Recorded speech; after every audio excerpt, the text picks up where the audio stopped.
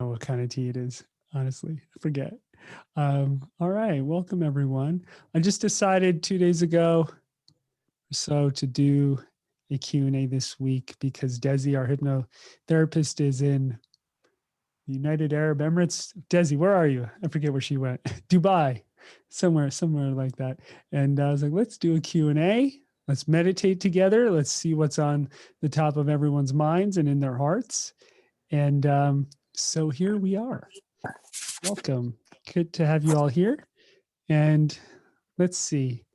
If you have a burning question or two, whether it's about your meditation practice, about life, the universe, and everything, not that I can answer it, but anything that you've been working on, maybe stuck on, not sure about, confused about, tool, technique, energy, anything that you love to bring up, you are more than welcome to do that in this space. Just one thing I ask, don't give anyone else in here advice unless they ask for it. you know, um, yeah. Welcome everyone. Come on in. So, and I could also just share kind of what I've been noticing with students, what kind of questions I've been getting, not just in meditation school, but kind of everywhere that I teach. And I've definitely noticed a lot of folks, they ask questions in regards to something that they're ruminating about, kind of like they get their teeth in something and they just can't seem to let it go or get past an energy. That seems to be an overarching kind of theme that I've been noticing recently. That a lot of questions come around. David, I'm ruminating on this thing, or I keep thinking about it. I can't let it go. Um, how do I get through it? How do I get past it? So I've noticed that in the ethers a lot. So if you're experiencing that at all, welcome to the club. It's all good. Um, and by the way, you can ask your question. Somebody sent me a direct question. You can ask your question directly. You can raise your hand. You can type it in, whatever you want. I got a direct question just to me. What's that? Oh, hi. All right. Got it. There we go. All right. So first question, and then we'll get to Megan's question second. What is the main message you hope to have your students grasp from your teachings and classes? Well, that's a big question, man. I don't know if there's one overarching question, energy or message I want everybody to get. I think it kind of depends on the class I teach, what we're working on. So I don't know if there's just one, but what very common one is what I was just mentioning around being able to get through something that you're ruminating about. So I think that is very common, and we could jump right into that. So, um, for example, David, somebody throw out an example of something that you've been ruminating about. You could just write it in or say it out loud, whatever you prefer. Um, a very common one I get. Well, let's see. Very common one I get is ruminate. Oh, here we go. I was ruminating. You're seconding the rumination theme. Okay. So yours is on taking action on switching jobs. So let's say it's on a decision, right? So essentially your question, Megan, is ruminating on a decision about your career, which is not uncommon. I think all of us have experienced that to some extent. Should I be a meditation teacher or a wizard? That was my, or I'm just kidding. Um, so let's just take that, put it front and center. I'll meet you all just for a minute just to do this piece. So I sit to meditate. I'm like, David, help me out here. Listen to your guided meditations. I haven't gotten there yet. I can't decide if I should switch jobs or stay at the one I'm at or start a new career or be an entrepreneur or quit altogether and move to India and shave my head. What should I do? How do I find that answer? And how do I have certainty when around that answer when I feel like I do find it? And maybe I think I found it. And then I was wrong and I start second guessing myself. So there are answers that we get on an intellectual level, and there are answers that we get on like a feeling level.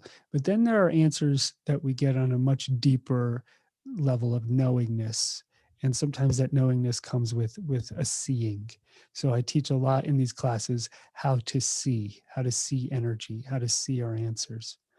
Not everybody sees, but when I say see, you might just get some insight. You start to see in words, right?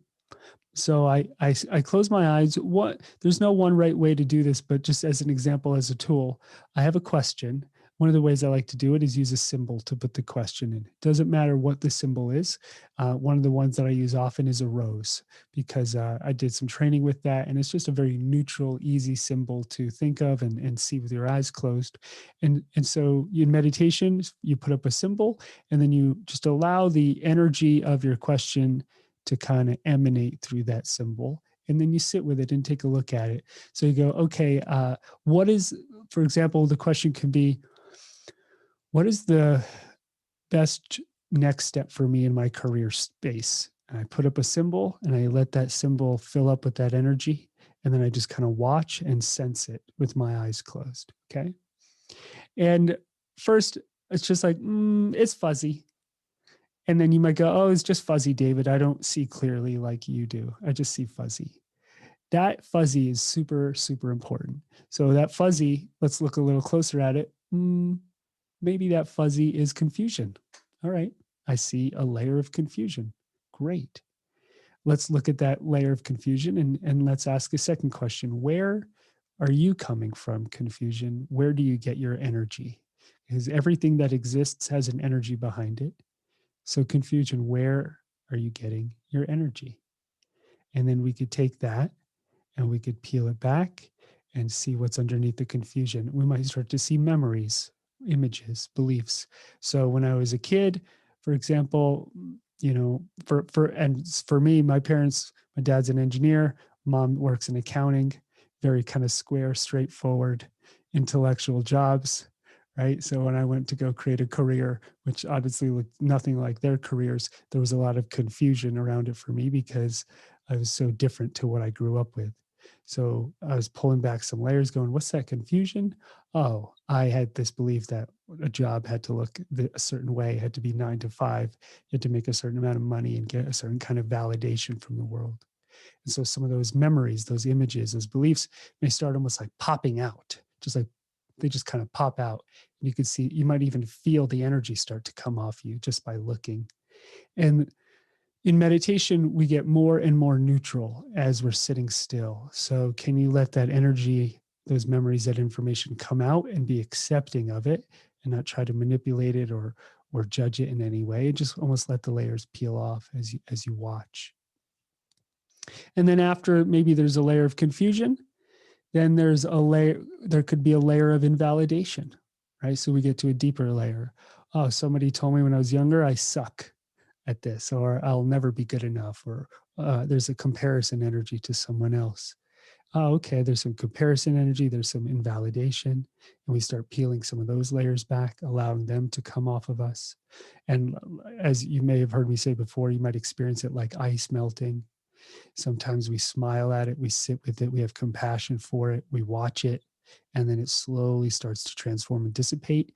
That may take 5 minutes, it may take 500 hours, inch by inch, layer by layer. And then we go a little bit deeper. There might be a whole nother layer underneath that.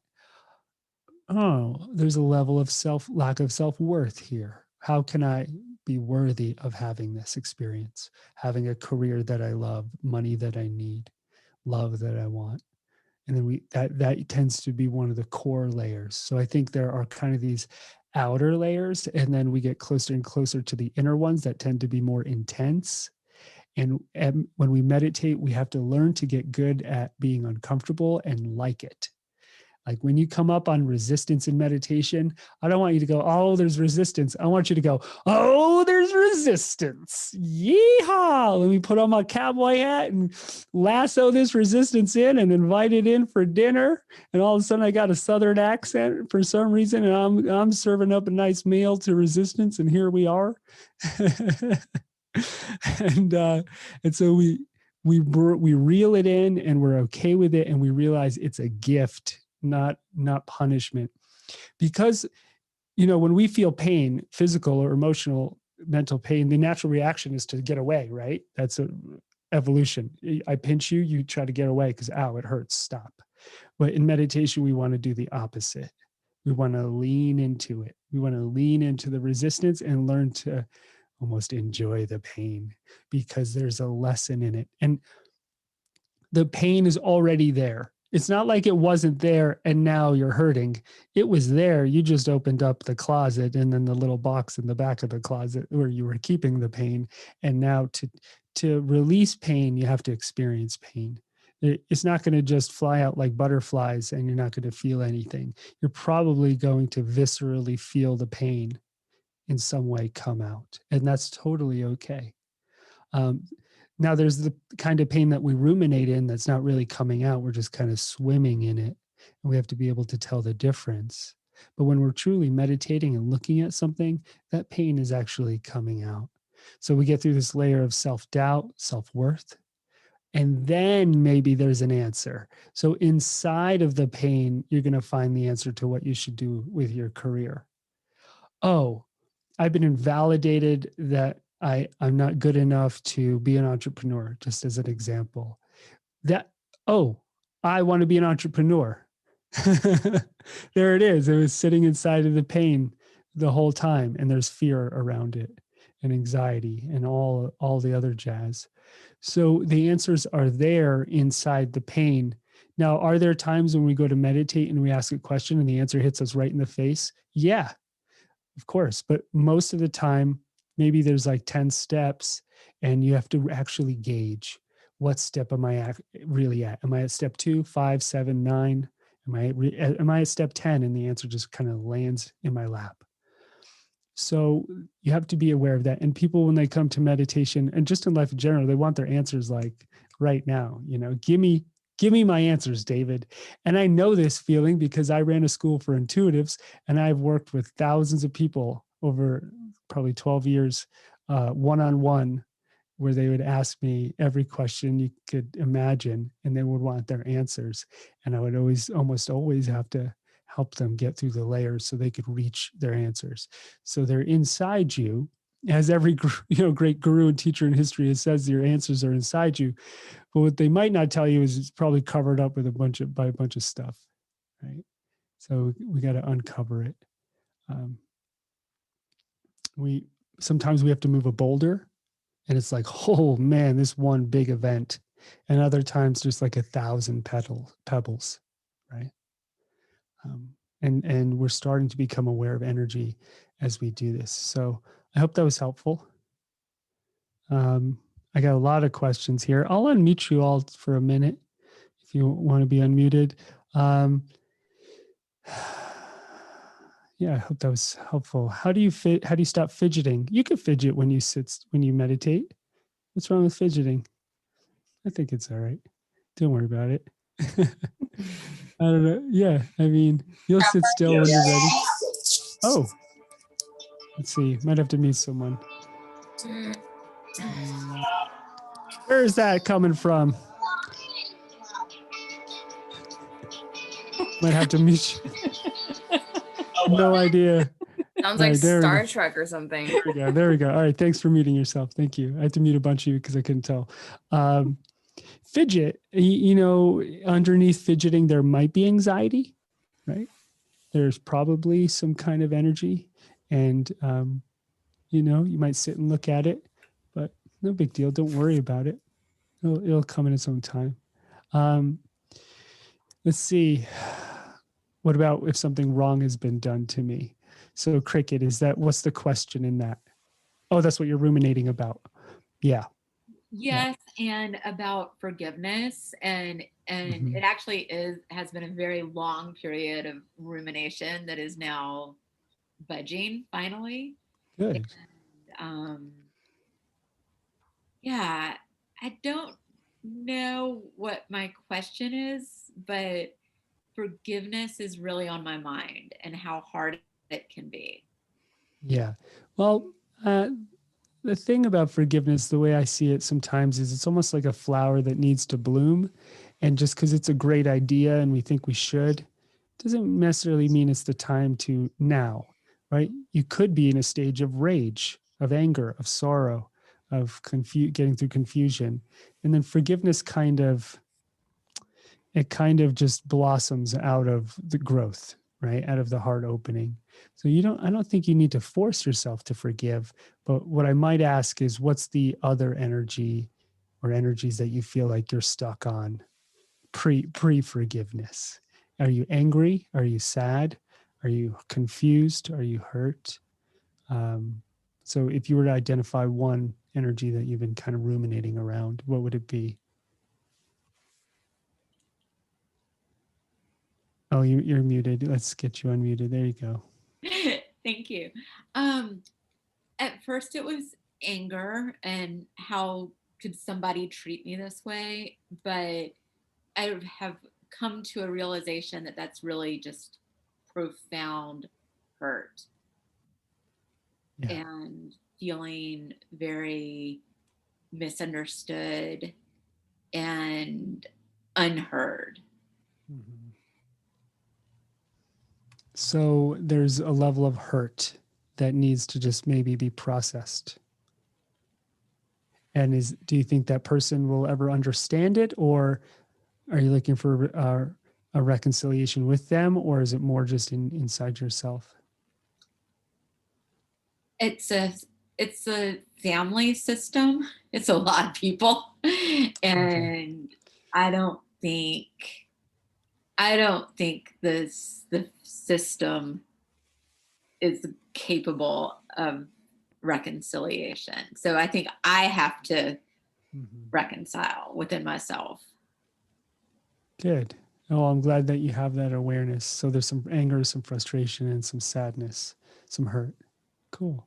So I think when we come up on a deep level of hurt, maybe one of the images is like a well full of water. We come up on a well of hurt. What I always like to say is that there are no wells that are infinitely deep, right? Every well has a bottom. Some are really deep and some are kind of shallow. And we want to get a sense of what this one is, like how deep is this well of hurt? So we know how to handle it. So if I was to ask you, how deep is it? Is it like shallow, medium, super, super deep? What's your sense? It's very deep. Okay. It's down there. It's down to China. From LA to China. From LA to China. But I also have been on this process for 6.5 years, and I feel like I'm really like very close. Good. So it's not as deep as it used to be. It is not as deep as it used to be. That is true. So here's, for example, a meditation tool maybe that you can use it with this. If we stick with the symbol of the well, maybe you check in on this well in meditation once in a while, and you ask, well, how deep are you? And what are you made of? So let me peer down into the water. And what is it? What is this sorrow? What is this pain actually made of? What are the memories? What is the energy? And let it start to come up. And just see it and see if it starts to drain that way. Usually with understanding comes healing. Oh, I see. This person did it because they were unconscious, because they're selfish, and because they had childhood pain. Oh, I reacted this way because I take myself too seriously, or because I'm easily prone to be hurt because I'm sensitive. Whatever the understanding is that arises, usually that comes with some healing, and then that well goes down. So through some insight, and you might get one insight, one meditation, and another meditation, and on and on and on. So there's the insight side of it and understanding. And then there's the energetic side, which is I'm holding on to a boatload of energetic pain. Let me find where I'm holding it.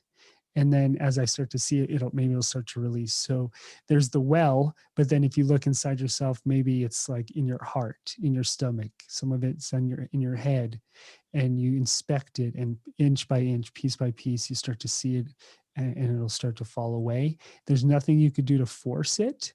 I think there are things that you could do proactively to look closer and to bring it up.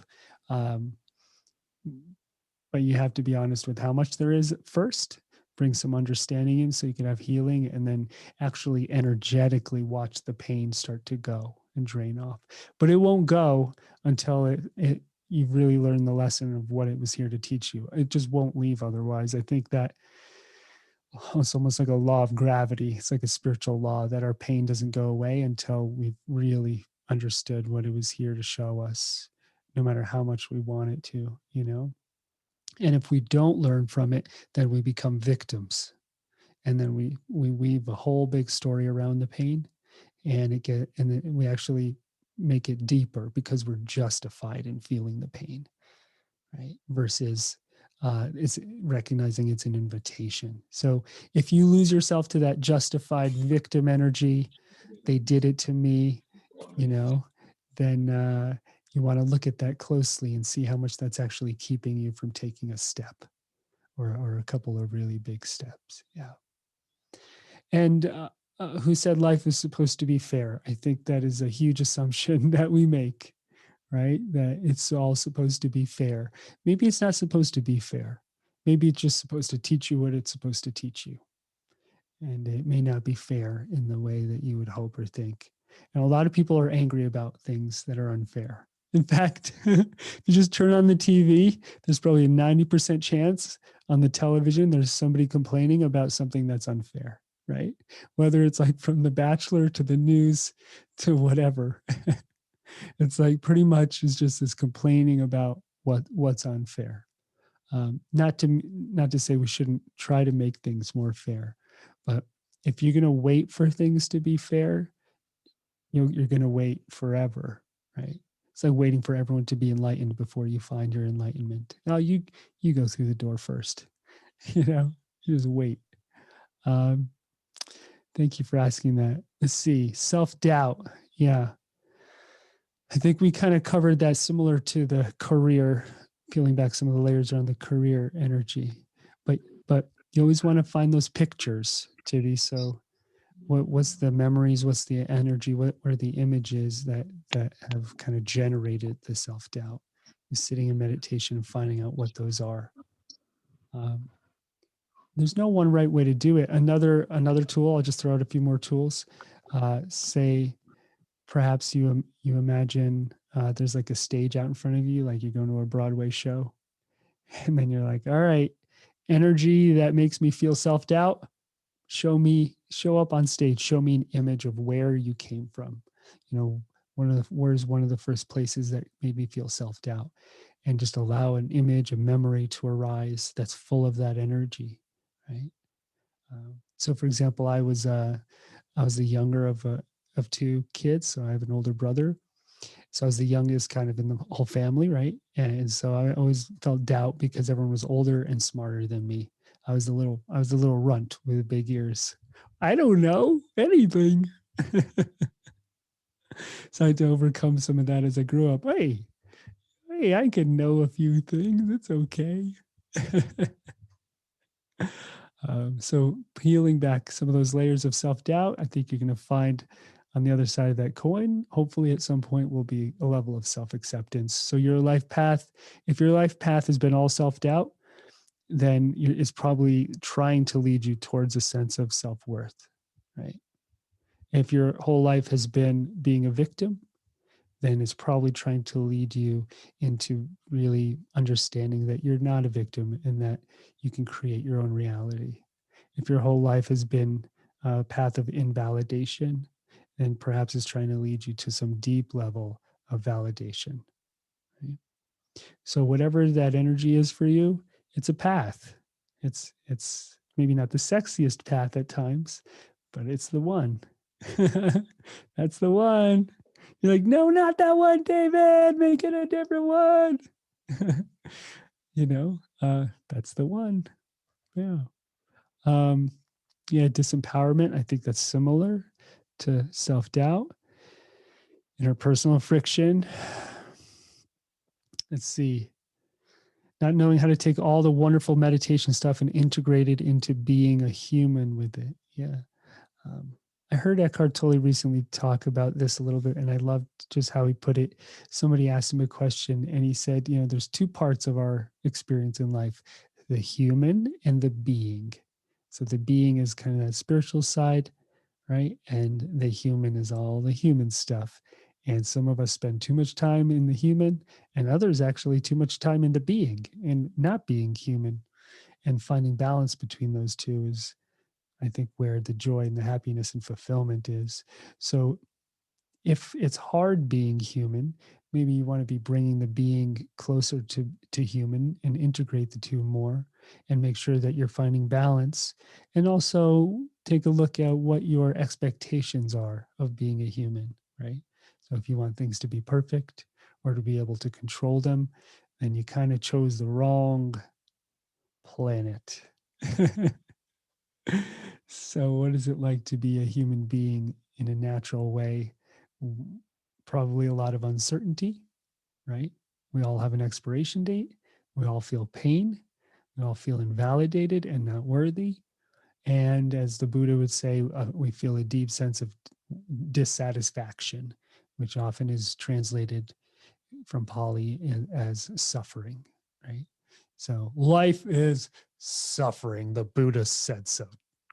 I think a better from just a bit of my studies and what I prefer, the word is dissatisfaction. So being a human being, sometimes there's an underlying dissatisfaction. And it's important we look at that and the forms that it takes and learn to come to terms with it. I think that's going to be our salvation, each of us in our own way. So if your dissatisfaction is self-doubt, again, that's your path. If your dissatisfaction is confusion around career, if it's around love, if it's around self-worth, whatever form the dissatisfaction takes, that is where you should be looking for your answers. Yeah. And so if you're ruminating on a kind of dissatisfaction, instead of just ruminating, which is thinking the same thoughts in circles, right? Can you start to look at the energy? So do you take what you're ruminating on, you put it out in front of you, and you start to look at what it's made of, layer by layer. We could do a little of that in meditation soon. I mean, we do that probably most classes. I have a hard time interpreting what I want to see, what I see. Yeah. So if you have a hard time interpreting what you see, then you're probably going into the analytical part of yourself, and that might be a default. And we all do that from time to time or all the time. So if you're questioning what you see, then you're analyzing instead of really looking deeply and having insight. So for example, if you were peering into the eyes of someone you loved and you're like, I love you. And then you're like, but do I? Is that really what that is? I don't know. I mean, it could be hormones, could be anything really. I don't know. Like, all right, you're out of the moment and you're in your head.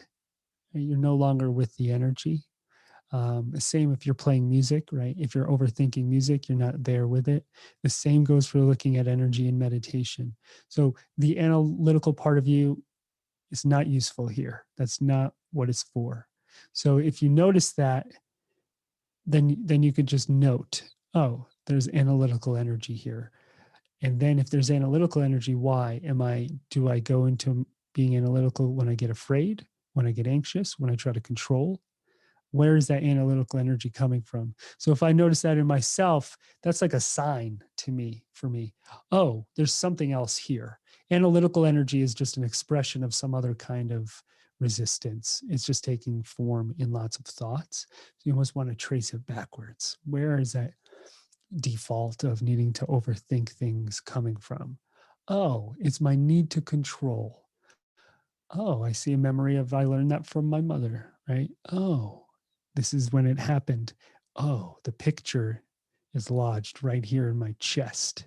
And then you take one of those things you take an ice cube with, tongs, you like pull it out.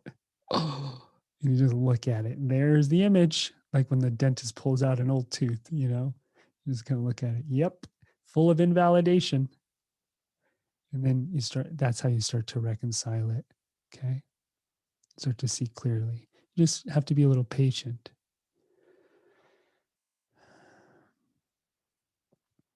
And if you're seeing light and energy like that, that's cool. I think that's great. Don't worry about what it is. Just have the experience. Yeah. Good. Someone wrote, damn it. I agree, damn it. Oh, I was raised with the phrase life isn't fair, right? And Lisa, so yeah, so that's a picture that now has kind of been lodged into your consciousness. And you want to go back, find where that picture was lodged in and start to pull it out and look at it clearly and see if it's actually true or if your parents said that out of pain or unconsciousness, right? Life isn't fair. What is that? Ask yourself, what is that energy made of? So, Annalisa, if I was to unmute you, what is that energy made of in your personal experience when your parents said it?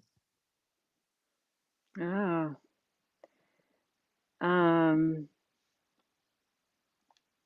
well,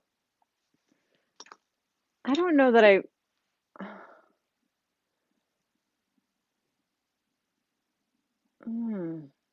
When your mother, who said it more, your mother or my father? dad, he said it Okay. all the time. And Life isn't fair. We'd say, that's not fair. Life so isn't describe fair. to me, describe to me the energy he was in when he said it. What was the emotion and the energy he was in when he would say it? Angry, frustrated? What was he? Yeah, What was it? frustrated with us because we were whining about something that wasn't fair. Got it. Okay. So part of that image is made of frustration. Yes. Yeah. So he kind of he's poured his frustration into you, Yeah. programmed you with it, right? Life is Yes. maybe a more accurate description of what he was saying is, and at least life is frustrating, right? Life is frustrating. Yes, he was certainly Right. frustrated with life. So all right, I'm gonna ask you all to unmute for a minute. Mute yourself again if there's noise, but let's just on three, let's just all say life is frustrating together. You ready? On three, we'll say it together. 1, 2, 3. Life is frustrating. Frustrating. ah, yeah. it's so unfair. Yeah, sucks. How come you get a stimulus check and I don't get one? Nothing. It's not fair. Totally not. Not at all. It's like not fair, even close to a little bit at all. Why even No. bother getting out of bed? Yeah. So, what an assumption that life should be fair. Whether it's fair or unfair is not actually the issue. That's just a concept. The issue, Annalisa, is the energy that's in your space from that experience, which is frustration and negativity that you're carrying around, right? And if you carry that around, it turns into a filter. And then you see the world through that filter and you start to believe it. And that's why they say, oh my God, I can't believe I sound like my mother, right? Yeah. Because you absorb that energy and eventually turn into a belief, a filter, and you see the world through it. And now you don't even have a choice. Yeah. So we have to peel those layers back one by one. Life is frustrating. All right, where do I carry that energy in my body? How does it affect me? As we start to see it, we start to become free of it. That's all. And a great test is always, you're not better than it or the person or worse than it. You're not bigger than them or smaller than them, right? If you find yourself saying, you're stupid, I'm smarter, you're a racist moron or whatever, now I'm bigger than you. Right. Or you're right. Life isn't fair. I'll never be worthy. Now I'm smaller than you. So if you go in either direction, that should just be a good thermometer. Kind of, you're like taking the temperature. Right. Oh, I'm reacting. I'm not actually in my energy and power. So that just always kind of a light awareness of that. Yeah. Yeah. That's good. Yeah. Cool. Yeah. Thank you. You're so stupid. Which makes me smart. If I know you're stupid, that means I'm smart. Yeah, or if I believe I'm stupid, then I'm smart. Yeah. Yeah. Right. Yeah. Exactly. So maybe he made you feel stupid because he wanted to feel smart. Or I just believe I'm not as smart as everybody else or that other person. Sure. Yeah. Exactly. Or don't know enough. Yeah. So that's a layer of what we would call invalidation. Yes. So then you're coming up on a layer of invalidation. Yeah. Huh. Oh yeah. Surprise, surprise. Great thing to peel back. Like I said in the beginning, there are no wells infinitely deep. So if you're like, I'm in a shitload of invalidation, all right, well, Yeah. how much is a shitload? Look at it in meditation from 0 to 100. So if I was to ask you right now, Annalisa, 99. do you think there's 99% invalidation? No, no. Okay, No. so tell me how much you really think it is. 40%. 40. Awesome. All right. Do you think you can heal through 40%? Yes. And then what would you look like in your life? How would you behave different? How would you feel if you released that 40%? What would be different? Oh my God. Yeah. I'd be out there. You'd be sharing yourself with the world, right? Yeah. Great. Absolutely. So there's two ways to approach this. One, you work through the energy and then share yourself with the world. Two, you just start sharing yourself with the world and you work through the energy as you do it. Ah. Yeah. And that one is probably the better approach. Especially if you were at 90%, I would say maybe not ready because that can be traumatizing.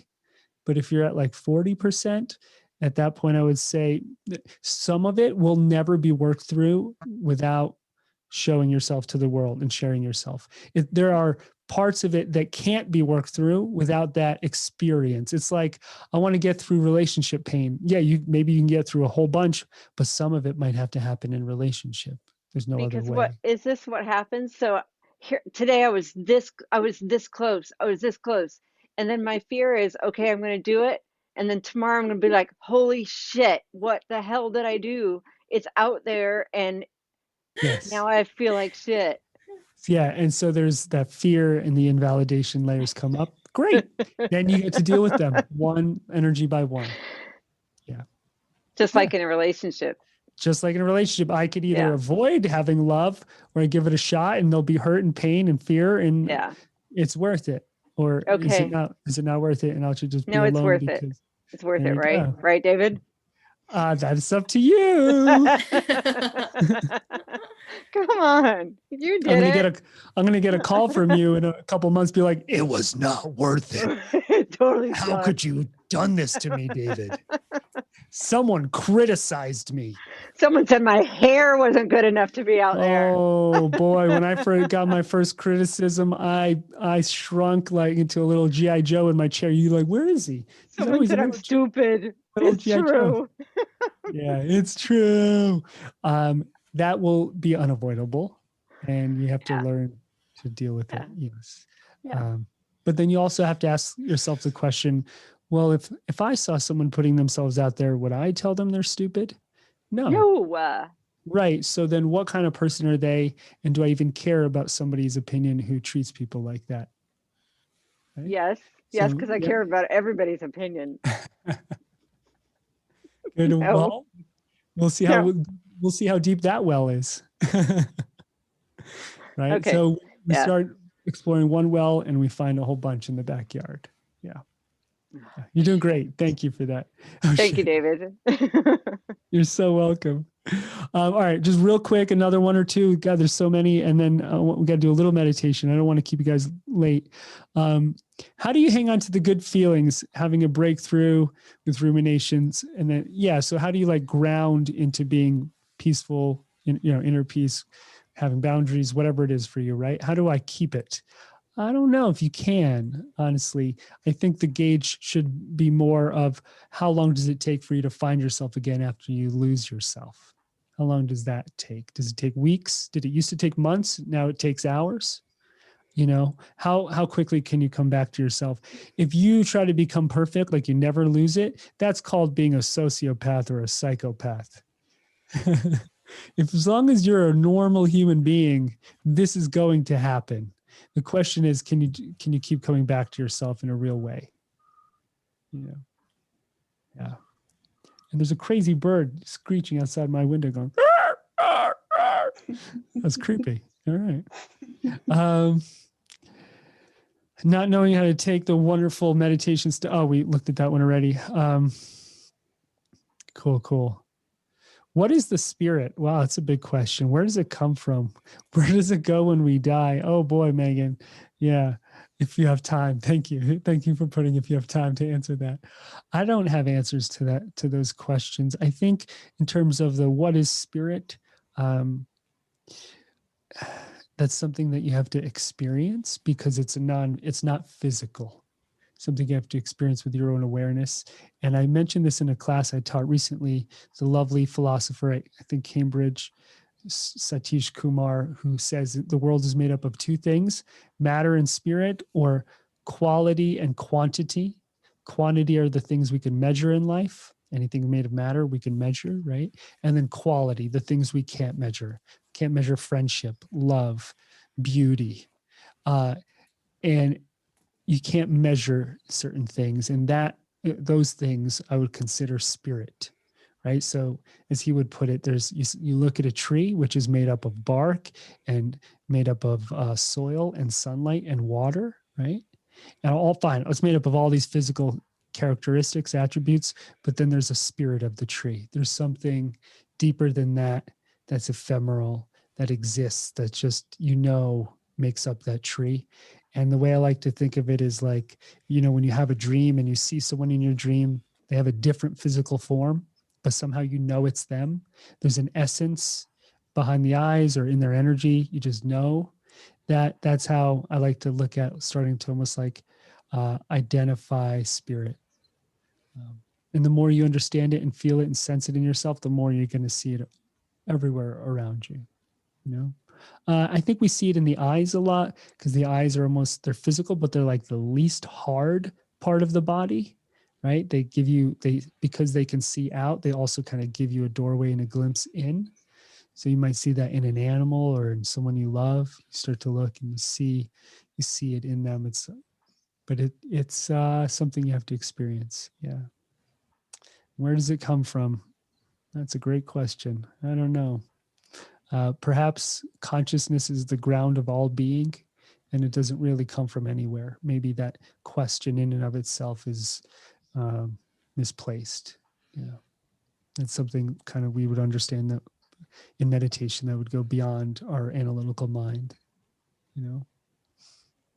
Yeah. Let's see. All right. Good job, everyone. All right. Last question. What's the goal on the other side of the energy? So whatever energy you're working on, one of the goals might be your answer. What do I do with my career? Right? Eventually you want to find that answer and have a knowingness around it. Who am I? Why am I on this planet? What is spirit? Whatever the question is, if you work enough energy, I think eventually you'll come upon a knowingness. And that knowingness will really enrich who you are. And it's an answer that nobody can give you or take away from you.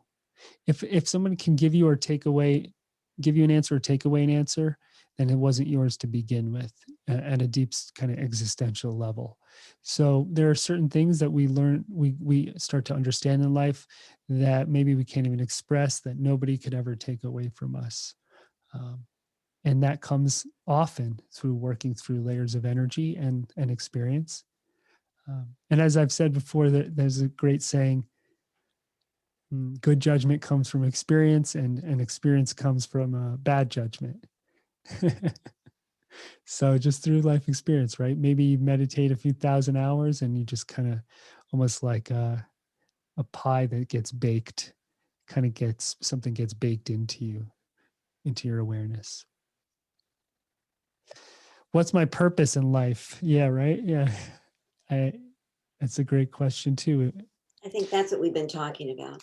Yeah. And so every path of invalidation, pain, uncertainty, confusion, that might be part of your purpose, right? Yeah. Deepening into that. And then, you internalize it, right? You work through something and at a certain point you come out the other side and hopefully share it with other people and then help them. If you stop it yourself, I think you'll kind of have a life that's unlived. I think the point of having a human experience is sharing that human experience with others and love with other people. So if you're not doing that, I think you might want to start looking at why and what's keeping you from sharing your love and your light in some way. Um, you could be helping people heal from abuse. You could be helping people with your money. You could be helping people just by smiling at them, by being in presence, by sharing. There's infinite number of ways. And if you're not doing any of them, then there's probably some pain there that you're stuck in. And it's probably time to look at that. Right? There's a lot of people who are selfish, and they're selfish because they're in some kind of pain. And if they can get through that pain, then perhaps their life purpose is selflessness. So if you're selfish, your life purpose might be selflessness, right? It's like that super rich person who's held on to all their money and then had some near-death experience and realized what they were doing and then started giving it all away and found purpose, right? We've all kind of seen those stories happen. Yeah.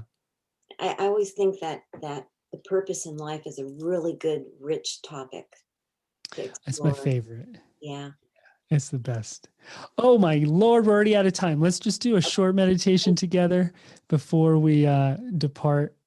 I know there's probably more questions. Thank you all so much for being here. A little ad hoc Q&A. It's lovely. I love hearing these questions. I think we learn a lot from each other. Yeah. Can I recommend some books on intuitive training? No books on intuitive training. So I have an intuitive training academy called Energy Matters. And this Sunday, once every year or two, we start a new training. This Sunday, we have an information session for it. And next Sunday, we're starting the training. It's about a 1.5 year training. I'm not going to teach it this time. Or Cody, my co-teacher, Marjorie's going to teach it. She was actually my first intuitive training teacher. So she's been around a while. She's awesome. She's one of my best friends. I'll probably pop in and out once in a while. So if you want to do that training, and let me just put it in the chat. It's just Energy Matters Academy. Hold on one second, and then we'll meditate. Sorry. Energy, what is it? I can't type now. All right, you're going to have to write it down. It's just energymattersacademy.com. All right, you'll see it there. There's a sign up somewhere. Email us. We'll get it to you. Get on a newsletter. We'll send you the thing. But it's a big commitment. So it's a good couple times a week for a good 1.5 years. But if you're into it, yeah. All right. My friend Marjorie's great. She's Venezuelan. She has this great accent. She's like, David, you're crazy. I'm like, wait, I didn't hear you. Say that again. You're crazy. Wait, what? I didn't hear you. Say it again. I love hearing her say it. So bad. I'm such a dork.